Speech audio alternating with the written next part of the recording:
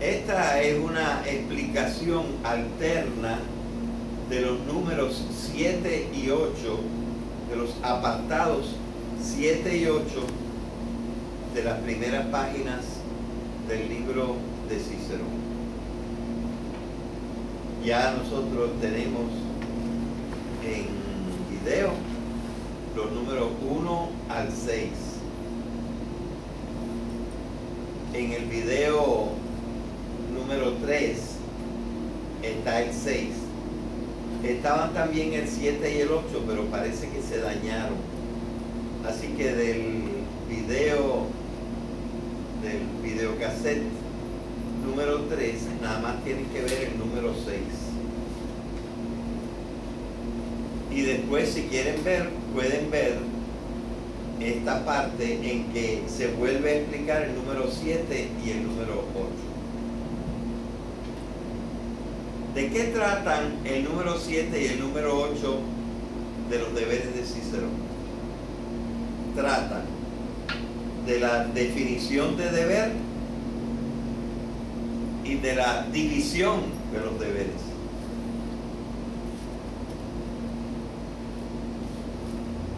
Cicerón critica a Panecio porque dice que en su libro no encontró la definición de deber, y lo critica, y con razón. Pero él también comete una falta, porque primero hay que dar la definición y después uno va a los diferentes tipos, es decir, da una división de los deberes. ¿Y qué hizo Cicerón? Pues primero dio una definición de deberes, con lo cual ahora necesita dar dos definiciones. Uno para los deberes que caben en la primera parte de la división y otro para los deberes que caben en la segunda parte de la división. Y peor aún, porque a Cicerón se le ocurrió, mira, está saliendo bien. A Cicerón se le ocurrió, en vez de darnos una división de los deberes, yo creo que lo que le pasó fue lo siguiente, que en un libro encontró una división de los deberes y en otro libro encontró una un poco diferente, y entonces lo que hizo fue que nos dio las dos. Pero la verdad es que es muy difícil distinguir cuál es la diferencia entre una división y la otra. No está muy claro. Otra cosa que no está muy claro es que en la primera división de deberes que da Cicerón, es como si él dijera: los animales domésticos son dos. Uno que tiene caninos largos y que no tiene uñas retráctiles, y el otro que tiene caninos más finitos, ojos que ven de noche y tiene las uñas retráctiles, se pueden meter dentro de la patita. ¿De qué dos animales está hablando él? ¿De qué dos animales estará hablando él? Del perro y del gato, ¿verdad? Pero él no dice perro y gato. Dice nada más la definición: el que no tiene uñas retráctiles y el que sí tiene uñas retráctiles.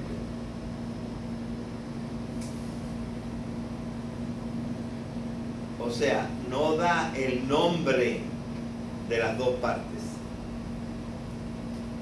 Así que yo voy a tener que hacer dos cosas. Primero, dar una definición de deber que ni Panecio ni Cicerón dieron. Y vamos ahora a eso. Y la segunda cosa es dar las subdefiniciones de las 4 formas de deber de que nos habla Cicerón. 2 y 2. Así que a eso vamos ahora. En una clase anterior, pero que no está grabada, yo la tengo en otro contexto, no explicando a Cicerón. Se habla de los componentes de la definición. Para que haya una definición se necesitan 2 cosas.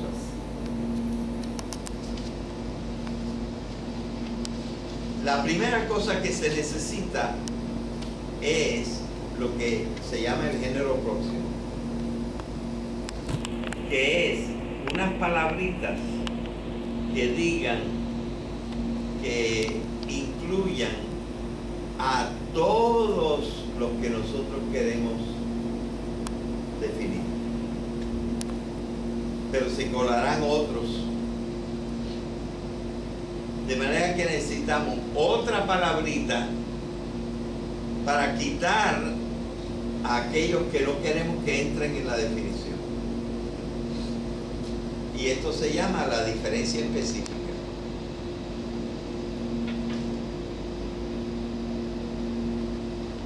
Vamos a ponerlo con el ejemplo del perro. Si yo digo, el perro es un mamífero canino, allí caben todos los perros. Pero el problema es que también caben los lobos, caben las hienas y caben las zorras, además del perro. Así que yo no me puedo quedar simplemente diciendo el perro es un mamífero canino. Tengo que encontrar una cosa, una palabrita que saque a las zorras, al lobo y a la hiena y deje nada más al perro. Es decir, tengo que encontrar la diferencia específica del perro. Lo que hace el perro diferente de los otros 3 es que el perro vive con el hombre o puede vivir con el hombre, mientras que los otros 3 en libertad no pueden vivir con el hombre.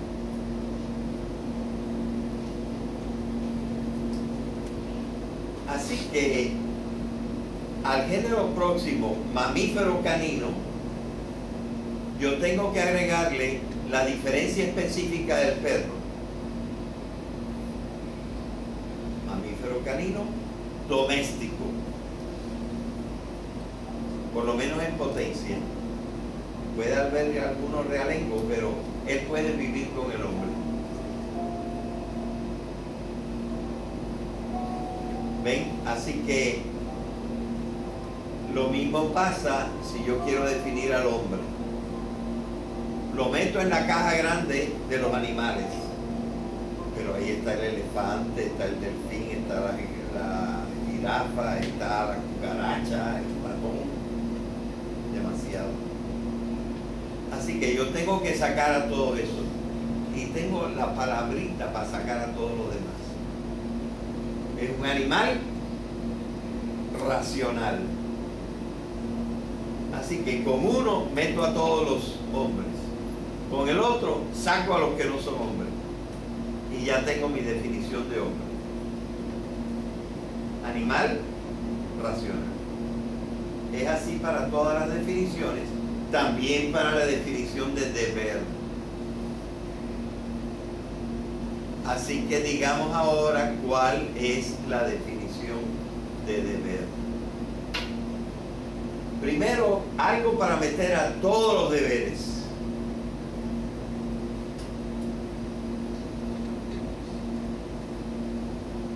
Y realmente basta con esta palabra.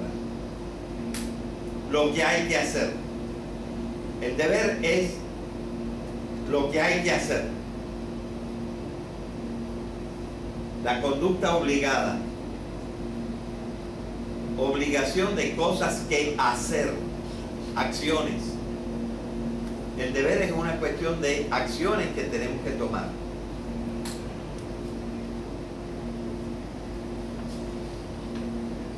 Pero miren, eso incluye deberes que no son los deberes que nosotros estamos buscando, que son los deberes morales. Por ejemplo,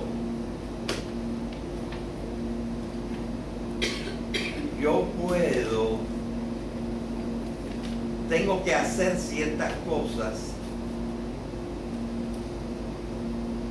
para ser bueno, pero no en sentido moral, sino en el golf. Si yo quiero ser un buen golfista, yo tengo que ser hábil en darle a la bola.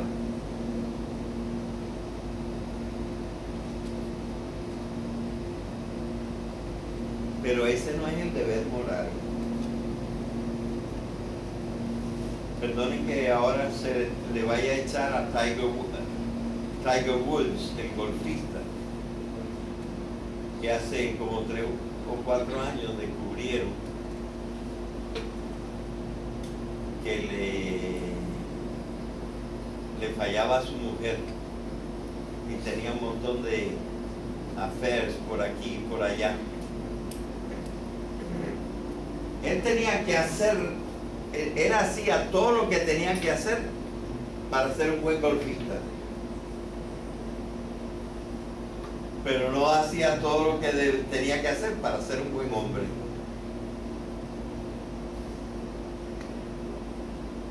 Así que si yo quiero hablar del buen hombre, que es el hombre honesto, el hombre moral, entonces yo tengo que hablar de una diferencia específica. No puedo decir simplemente lo que hay que hacer. Tengo que agregar otra cosita para estar hablando específicamente del bien en el sentido moral. Y por ejemplo, yo puedo decir así: ¿qué es el deber? El deber es lo que hay que hacer para ser honesto. Tiger Woods podía ser buen golfista, pero en la conducta sexual no era honesto. Bien, claro que yo podría decir para ser bueno, pero es que bueno, a lo mejor podemos decir, oh, Tiger Woods es buenísimo dándole a la pelota en el golf, saliendo primero, pero eso no es bueno en el sentido moral. Por eso digo lo que hay que hacer para ser honesto. Y se acuerdan de la palabra belleza, que es la que usa Samaranch, ¿verdad? Bueno, ya nosotros tenemos la definición general de deber, la que no ofreció Panecio, pero tampoco ofreció Cícero. Y ya que nosotros hablamos de la definición y la definición general de deber, ahora vamos a la división de los deberes, como la presenta Cícero. Él no nos dice de dónde viene, ni yo he investigado, la verdad, no he investigado de dónde viene. Yo nunca había pensado en esto, pero este año se me ocurrió y creo que debe ser así, probablemente. que es que una definición la encontró en un agente o en un autor, y luego encontró una diferente que también le pareció buena en otro autor, y son medio parecidas y medio diferentes, y entonces se decidió a dar las dos.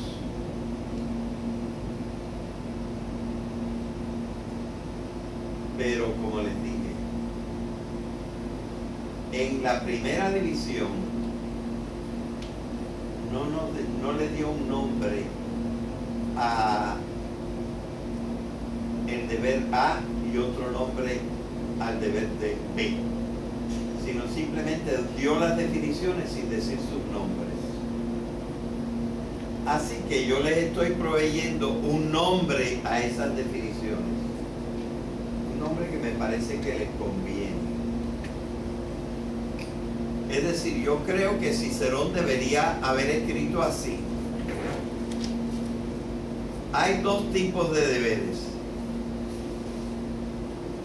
el deber abstracto o general y el deber concreto o práctico, o los deberes concretos o prácticos.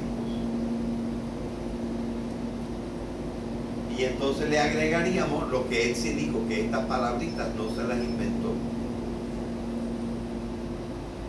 pero sí dio la definición de lo que ahora yo estoy llamando deber abstracto o general.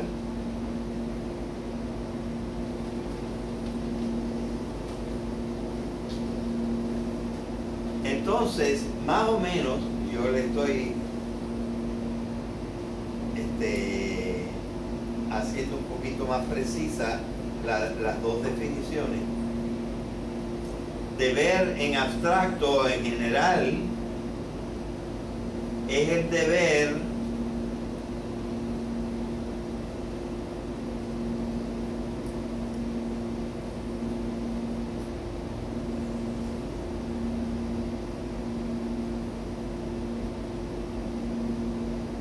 de buscar siempre el bien moral. También se pueden buscar otras cosas, pero al mismo tiempo hay que buscar el bien moral. Buscar otras cosas sin buscar el bien moral, eso no se puede. ¿Qué es lo que hizo Tiger Woods?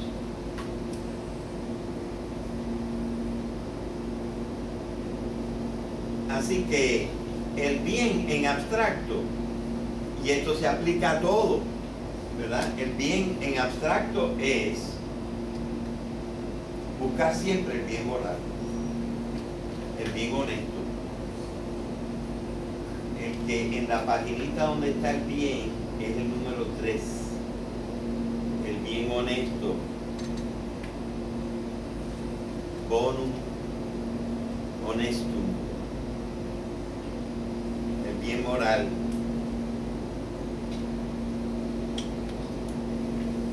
¿Y cuáles son los deberes concretos? Pues él lo dice, no le da el nombre, pero lo dice después.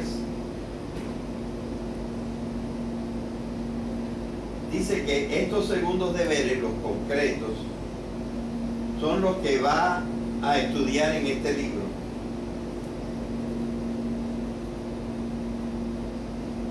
Eso quiere decir que los primeros, el bien abstracto, lo había estudiado en su primer libro de moral, en De Finibus.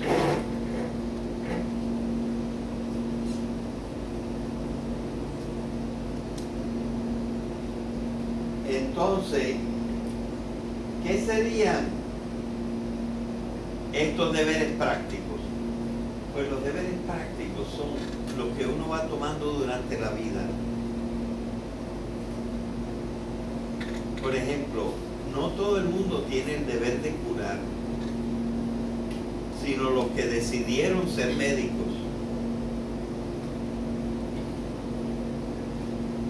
No todo el mundo tiene el deber de dar clases, sino los que decidieron ser profesores. no todo el mundo tiene el deber de cuidar a un niño, sino los que decidieron ser padres. Si tú no eres padre, si tú quieres, educas a un niño, pero si no quieres, no lo haces porque no tomaste ese compromiso.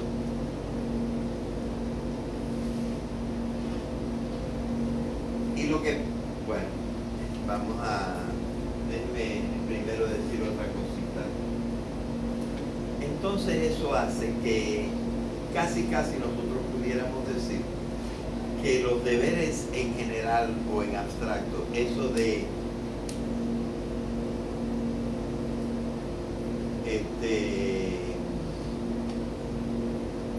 como habíamos dicho, buscar siempre el bien moral,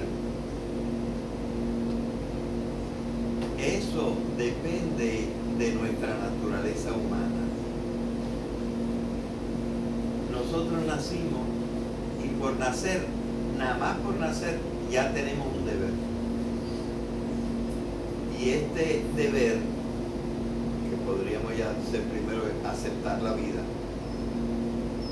Habría otro deber que es llegar a ser libres.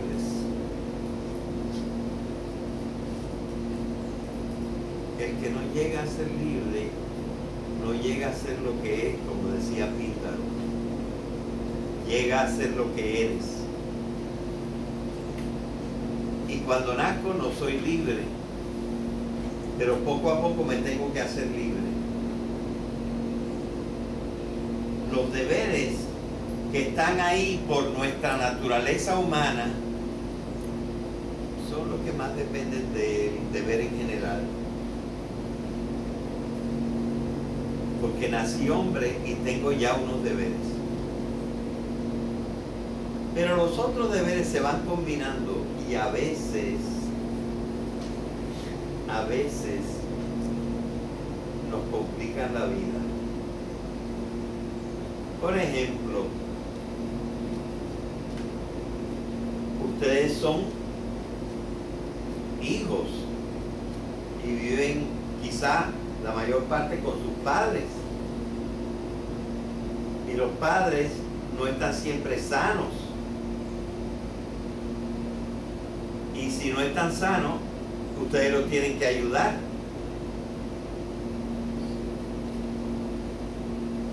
Pero ustedes también hicieron el compromiso de estudiar para tener una profesión, ser libre, ganarse la vida.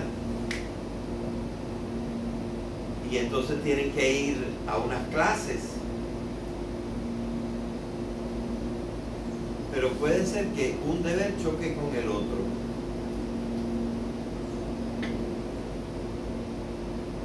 Porque de repente la mamá se enfermó y no se puede ni levantar.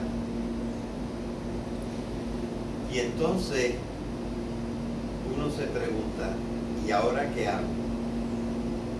¿Me voy a clase como todos los días? ¿O pierdo hasta el punto de la asistencia y me voy a atender a mi mamá?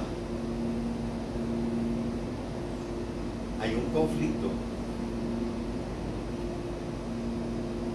¿verdad? Estos son deberes prácticos que uno va adquiriendo durante su vida.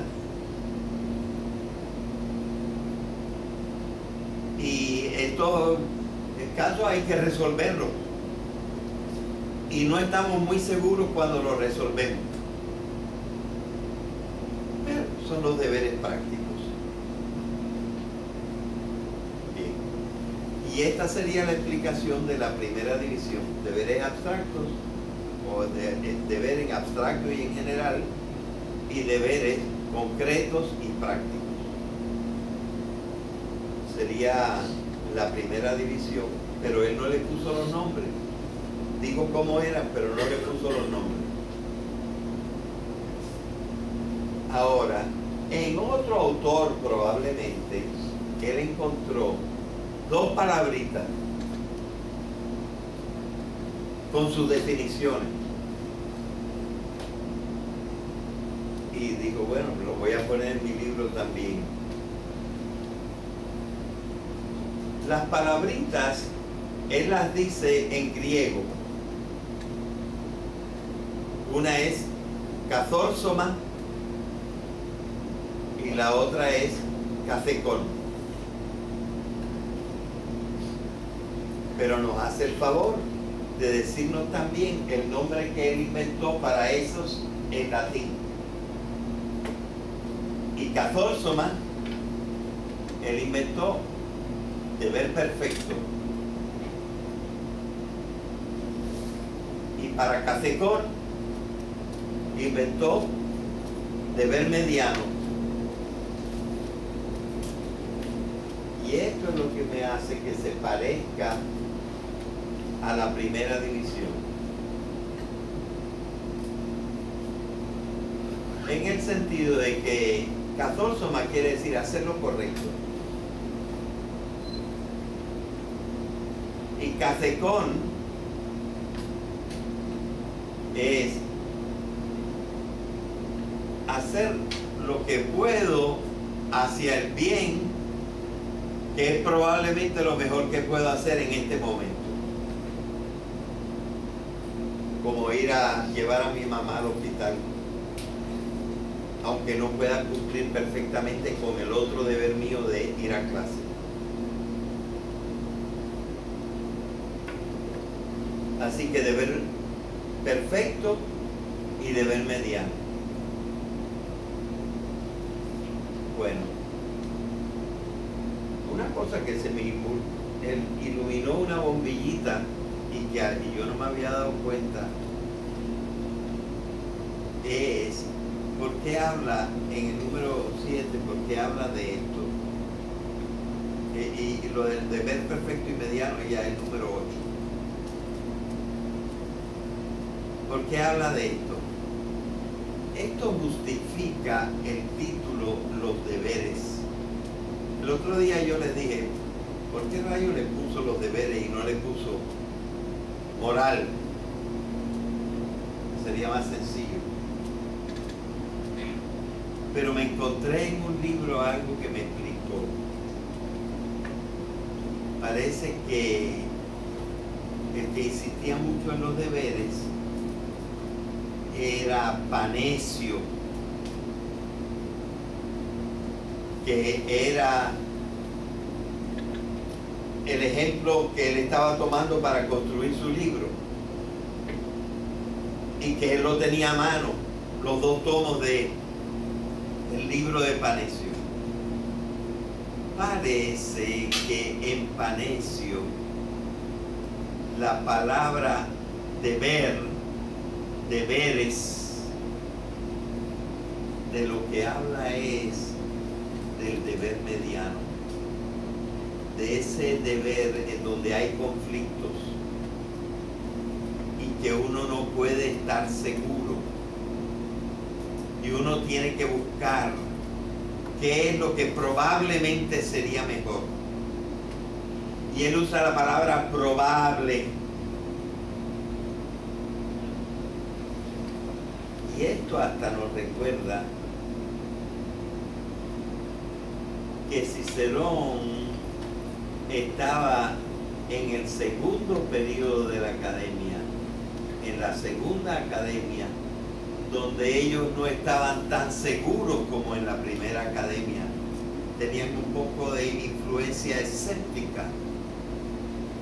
Probablemente esto es lo que hay que hacer, pero no tengo una manera cierta, tajante, de saber cuál es mi deber. Pero yo busco por una razón probable que me salva. Yo hice todo lo posible, creí que era así.